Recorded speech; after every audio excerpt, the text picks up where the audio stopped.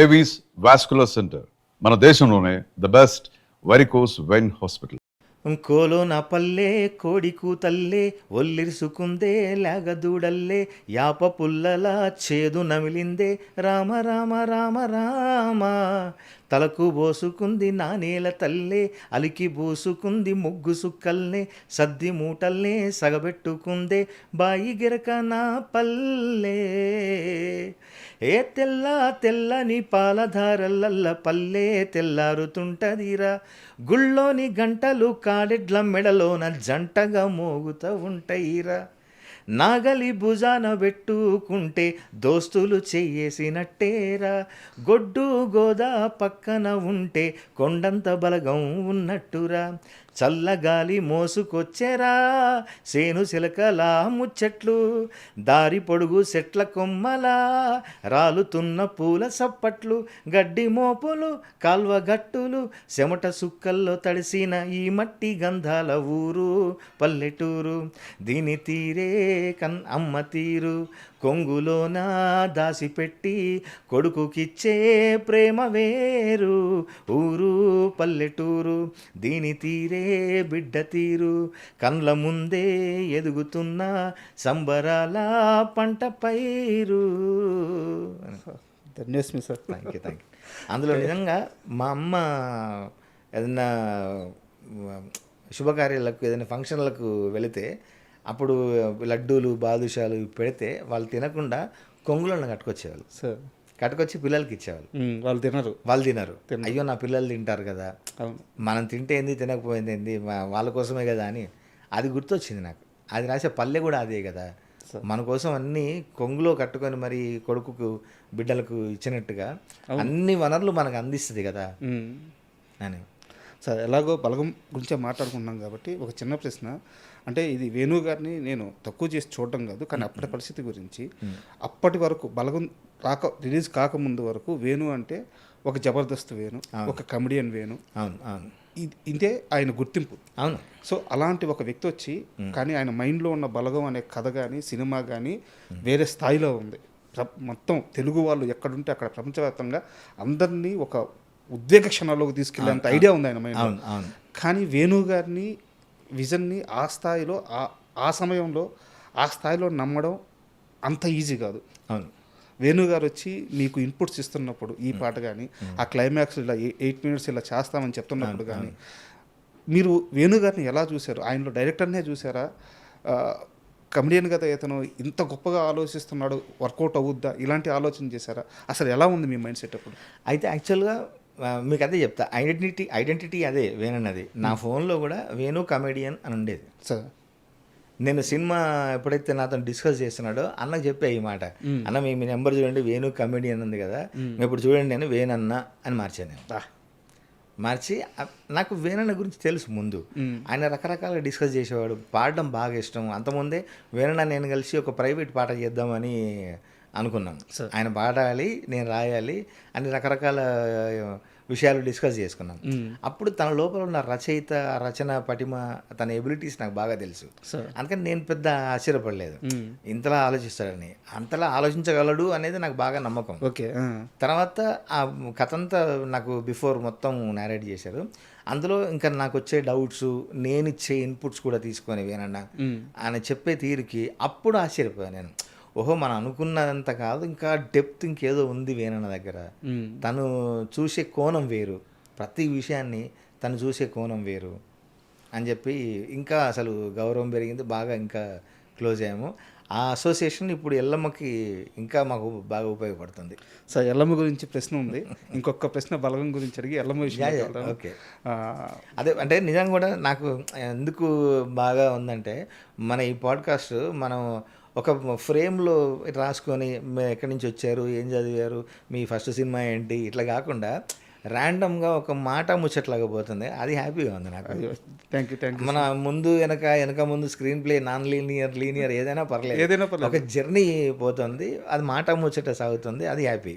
సంవత్సరం రోజుల నుంచి ఎదురు చూస్తున్న క్షణం సార్ ఇది.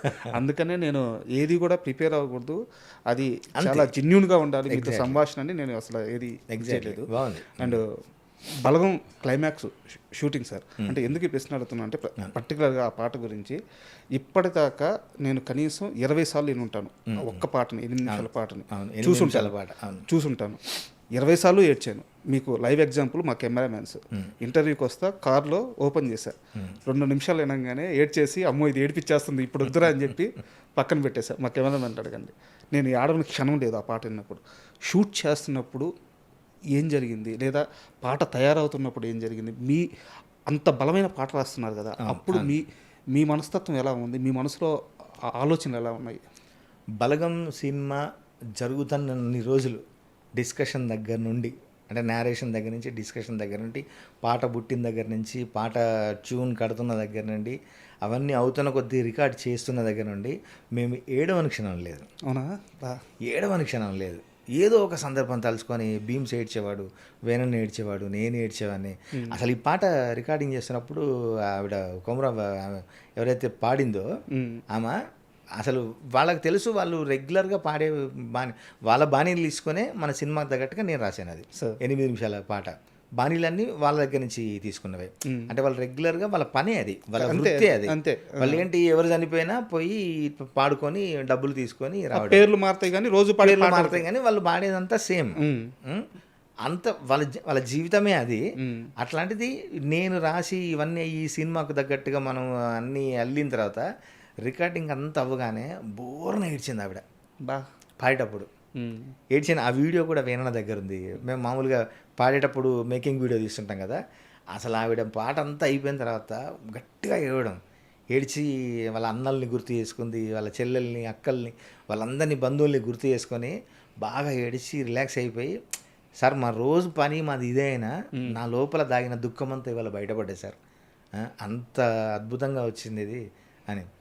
అంటే అది సినిమా అని తెలుసు, మనం సృష్టిస్తున్నామని తెలుసు, అయినా కూడా ఆ బంధాలు మన దగ్గర నుంచి వచ్చినాయి కదా. అసలు ఆ పేగు బంధం, తోడబుట్టిన రక్త సంబంధం అది మనం మర్చిపోలేం. అది వచ్చేసరికి నిజంగా ఏడవని రోజు లేదు మేము. అంత బాగా మా జీవితాల్లో చాలా ఒక ప్రత్యేకమైన పేజీ ఉంటుంది, దానికి ప్రత్యేకమైన గుర్తింపు ఉంటుంది దానికి. ఆ పాటలో ఇంటికి పెద్ద కొడుకు అని చెప్పి ఆ పెద్ద కొడుకు వర్షన్ వస్తుంది, అవును అవును, చిన్న కొడుకు వర్షన్ వస్తుంది, అన్నతో మంచిగా మెలుగు అని చెప్పేసి. ఎప్పుడైతే ఆ చెల్లెలు వర్షన్ స్టార్ట్ అవుద్దో, చెల్లిని కడుపులో పెట్టుకొని కాచుకొని రా చెల్లి జాగ్రత్త రా అని చెప్తున్నప్పుడు అసలు నిజంగా అసలు చాలా అందులో ఒక మాట రాసాము, అందుకనే ఎండి బంగారాలు ఎన్ని ఉన్నా పుట్టినింటి ఎల్లిపాయ కారమే ఆడవాళ్ళకు ఇష్టం బిడ్డ అని. వెల్లుల్లి కారమైనా పుట్టింట్లో వెల్లుల్లి కారమైనా చాలా ఆమెకి ఎన్ని బంగారం వెండి ఉన్నది కాదు, పుట్టింటి నుంచి రావాలి, అదే మమకారం అనేది రాశాం. నాకు 2 అక్కలు సార్, అంటే బాగా ప్రేమగా ఉంటాం ముగ్గురం. ఆ పాట విన్నప్పుడు ప్రతిసారి ఏంటంటే వాళ్ళు టక్కున గుర్తొస్తారు, దూరంగా ఉంటాం, వాళ్ళు ఎక్కడ ఊర్లో ఉంటారు. బాగా కనెక్ట్ అయిపోయి ఆ పాటతో, నాకు తెలియకుండా. సారీ లేదు వాటర్ తాగుతారా? కవిత మాట్లాడేటప్పుడు ఇది ఎంజాయ్ చేయాలి సార్ నిజంగా. అసలు నాకు మేము అసలు ఎన్నిసార్లు అనుకున్నాము, ముఖ్యంగా అదే ఆ బలరామ నరసయ్య పాట అప్పుడు ఆ రికార్డింగ్ అయ్యేటప్పుడు అసలు అందరం వెళ్ళిపోయేవాళ్ళం బయటికి, ఎవరికి వాళ్ళకి ఏదో పని ఉన్నట్టుగా వెళ్ళి బయటికి వెళ్ళి కళ్ళు తుడుచుకోవడం, ఏడవడం. ఓకే, ఇప్పుడు నా పరిస్థితి మీది కూడా. అప్పుడు ఎందుకంటే భీమ్స్ అప్పుడు ఆ క్షణానికి ఏదో ఒకటి ఉండేది. భీమ్స్ అయితే వాళ్ళ నాన్నను తలుచుకొని గుర్తు చేసుకొని బాధపడే, అంటే ఆయన బాగా ఆరోగ్యంగా ఉన్నాడు, మంచిగా ఉన్నాడు, వాళ్ళ నాన్న అమ్మ వాడు బాగా ప్రేమిస్తాడు. అవన్నీ గుర్తొచ్చి రేపొద్దున ఏంటి పరిస్థితి, వాళ్ళకి ఏమన్నా అయితే ఏంటి అని ఇట్లా ఆలోచించుకునే వాళ్ళం. ఇంకా అసలు నాకు అమ్మ నాన్న ఇద్దరు లేరు, వాళ్ళని గుర్తు చేసుకొని నేను ఏడవడం. వేణన్న కూడా వాళ్ళ ఫాదర్ లేడు, వాళ్ళ మదర్ ఉంది, ఆయనే ఏడవడం. అసలు ఎడిటింగ్ షూట్లో సినిమా చెక్ చేసుకుంటూ ఒక్కసారి ఇలాంటి అయిపోయేవాళ్ళం అందరం. అయిపోయి అందరం కళ్ళు తెచ్చుకోవడము, గట్టిగా పట్టుకొని ఏడ్చేవాళ్ళం. వేణన్న, నేను, భీమ్స్ గట్టిగా ఆలోచించుకొని ఏడ్చేవాళ్ళం మేము. ఎందుకంటే ఆ సంగీతం, ఆ సాహిత్యం, ఆలోచన వచ్చిన వ్యక్తి, ఆ ముగ్గురే దాన్ని, ఆ పెయిన్ని, ఆ ఆనందాన్ని, ఆ బాధని తీవ్ర స్థాయిలో అనుభవించగలరు. అవును, నేను యాక్చువల్గా బలరామ నరసయ్యకు జాతీయ అవార్డు ఎక్స్పెక్ట్ చేశాను నేను. ఓకే, నేను గట్టిగా అనేవాడిని, భీమ్స్తో చెప్పేవాడిని, వేణుడికి చెప్పేవాడిని, అన్న వస్తుంది ఖచ్చితంగా, ఈ పాటకు జాతీయ అవార్డు మనం కొడతాం, మనం చూడు రాసి పెట్టుకోను అని చెప్పేవాడిని నేను. బలగంకే వచ్చింది, బట్ ఊరు పల్లెటూరుకి వచ్చింది. వేణుగారి రియాక్షన్ ఏంటి సార్ ఇట్లా జాతీయ అవార్డు రావగానే?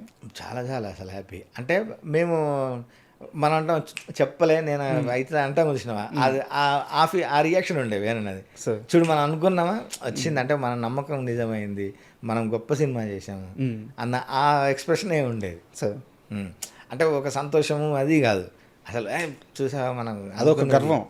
అనుకున్నది సాధించామని. ఇంకా మా భీమ్స్ గారు అయితే ఆ వీడియో కూడా ఉంటుంది, ఎత్తుకొని ఎగిరి పాటలు పాడుకుంటూ ఆ పాట మొత్తం పాడుకుంటూ చూసినట్టున్నాం సార్ ఇది.